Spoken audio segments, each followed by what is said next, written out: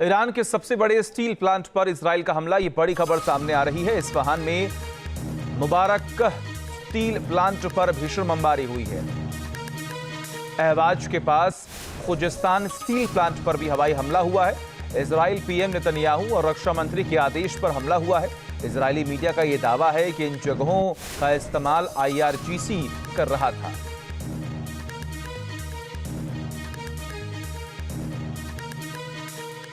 जिन जगहों पर IRGC की मौजूदगी है या फिर जहां से IRGC ऑपरेट कर रहे हैं, वहां पर लगातार उन ठिकानों को निस्तनाबूद करने की पूरी कोशिश इजराइल और अमेरिका की है। इसी बीच एक और बड़ी खबर सामने आ रही है।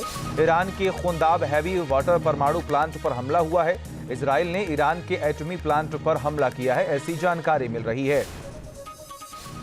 राहुल डबास हमारे साथ, हमारे सहयोगी। पहले एनर्जी प्लांट, न्यूक्लियर प्लांट, और अब जानकारी मिल रही है राहुल की वाटर परमाणु प्लांट पर भी हमला हो रहा है। टाइम पे कर लिया ताकि उसके बाद हम खाना खाने चला जाऊं। राहुल, आपको मेरी आवाज मिल रही है?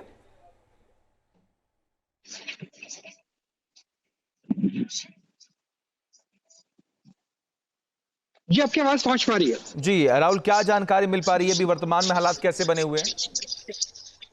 देखिए, अगर आज की बात करें तो आज कंपेरेटिवली तेल अवीव के ऊपर हमला कम हुआ है, लेकिन नॉर्दर्न फ्रंट ज्यादा खुला हुआ है। अगर हम सिर्फ इजराइल की बात करें तो, क्योंकि हिजबुल्लाह की तरफ से जो हमले किए गए उसकी वजह से हाइफा से लेकर के और नाहिरिया और आसपास के जितने भी एरिया है, खासतौर पर बॉर्डर विलेज की बात करें, बॉर्डर टाउन्स की बात करें, तो वहां पर अच्छा खासा नुकसान देखने को मिला है।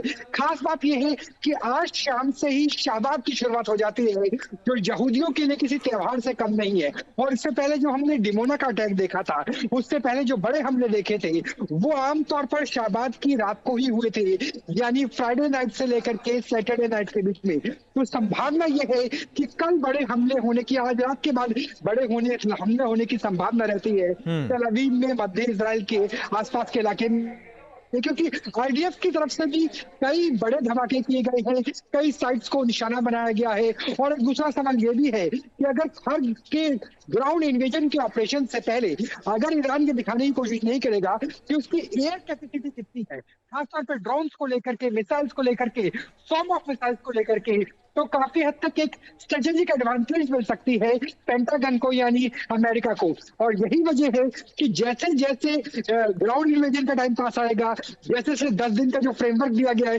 वो पास आएगा, वैसे वैसे युद्ध किसी भी संधि से पहले, जैसे कहा जाता है कि शक्ति के साथ ही संधि हो सकती है, वो शक्ति दिखाने की कोशिश की जाएगी, चाहे वो इजराइल की तरफ से हो, ईरान की तरफ से हो या अमेरिका की तरफ से। जी ठीक है राहुल, बहुत बहुत शुक्रिया तमाम जानकारी हम तक पहुंचाने के लिए। खबरों में आगे बढ़ते हैं। एक और बड़ी खबर सामने आ रही है। US इजराइल को ईरान की बड़ी धमकी, इस्पात संयंत्रों पर हमला अब बरकरार रहेगा। जी हां, और इस पर मुंहतोड़ जवाब दिया जाएगा। ईरान ने इस बात का जिक्र किया कि इजराइल में इस्पात संयंत्रों पर हमला कर सकते हैं। ईरान ने कहा 5 खाड़ी देशों में भी इस्पात संयंत्रों पर हमला कर सकते हैं। कल यानी 28 मार्च को ऑपरेशन एपिक फ्यूरी 1 महीना पूरा हो जाएगा इस पूरे ऑपरेशन को। लेकिन इस 1 महीने के बाद भी मिडिल ईस्ट में बारूद की गंध और धमाकों की गूंज थमी नहीं है। अमेरिका और इजराइल ने जिसे महज 1 हफ्ते का ऑपरेशन माना था, अब वो 5वें हफ्ते में एंटर कर चुका है। इस 1 महीने के दौरान ऑपरेशन एपिक फ्यूरी में महाविनाश का आरोप आखिर किस तरीके से अख्तियार हुआ? सवाल यह है कि क्या अप्रैल महीने में युद्ध और भी घातक होने जा रहा है? देखिए।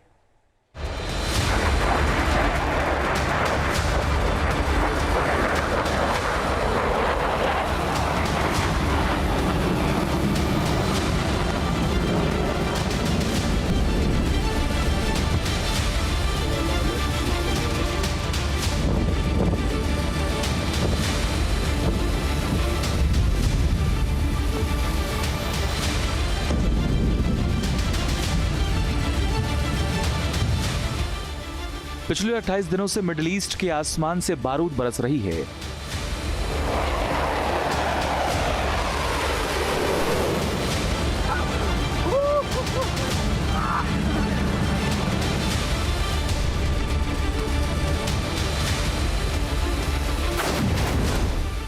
पिछले 28 दिनों से ईरान से लेकर इजराइल का तांडव मचा है।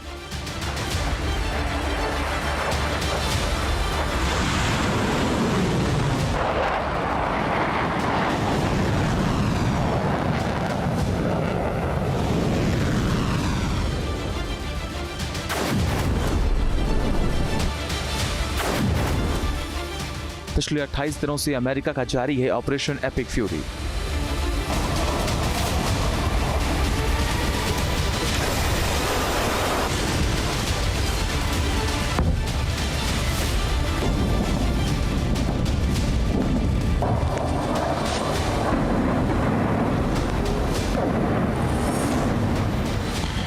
मिडल ईस्ट में अब दिन की शुरुआत सूरज की रोशनी से नहीं, मिसाइलों के धमाकों से हो रही है।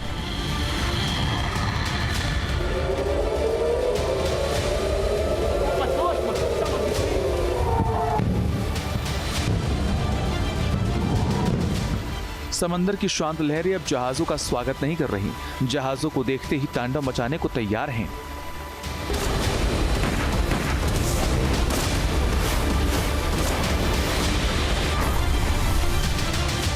इतिहास गवाह है कि युद्ध शुरू करना आसान होता है, लेकिन उसे खत्म करना सबसे मुश्किल।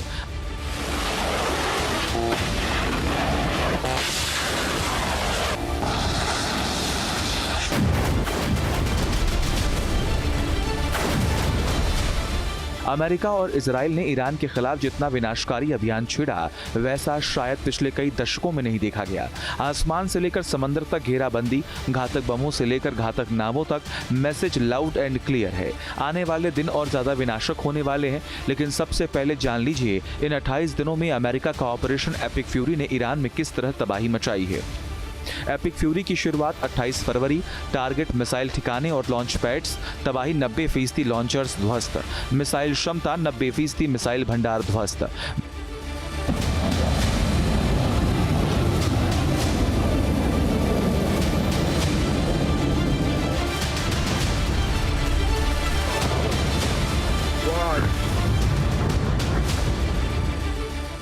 मिसाइलें ईरान का सबसे बड़ा डिटरेंस थी, लेकिन लॉन्चर्स प्लेटफॉर्म की तबाही की बदौलत अब ईरान की क्षमता वो नहीं जो शुरुआत में थी। यानी मिसाइलें तो हैं, लेकिन उन्हें लॉन्च करने के लिए उतने लॉन्चर्स नहीं हैं।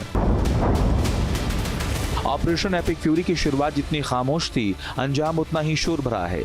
अमेरिका ने अपने सबसे घातक B-2 स्पिरिट स्टील्थ बॉम्बर्स और F-35 फाइटर जेट्स को काम पर लगाया है। इन विमानों ने ईरान के मिसाइल सिटी को चुन चुन कर निशाना बनाया। अमेरिका ने उन कमांड सेंटर्स को तबाह कर दिया जहां से मिसाइलें फायर की जाती थीं। 90% लॉन्चर से खात्मा होने का मतलब है ईरान के पास अब बहुत कम मिसाइलें बची होंगी।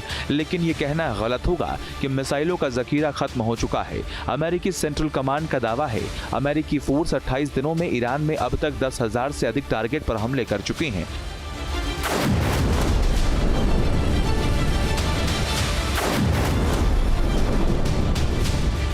अमेरिका की अभी भी दलील है, अगर यह हमला नहीं होता तो आने वाले दिनों में ईरान न्यूक्लियर सुसाइड बॉम्बर्स का इस्तेमाल कर लाखों लोगों को मारने वाला था। We're in the fourth week of the campaign and remain on plan or ahead of plan in achieving very clear military objectives for eliminating Iran's ability to project power in meaningful ways outside its borders. U.S. forces have struck more than 10,000 military targets. In fact, we hit the 10,000th Iranian target just hours ago. And if you combine what we've accomplished with the success of our Israeli ally, together we have struck thousands more, clearly demonstrating that we're stronger together.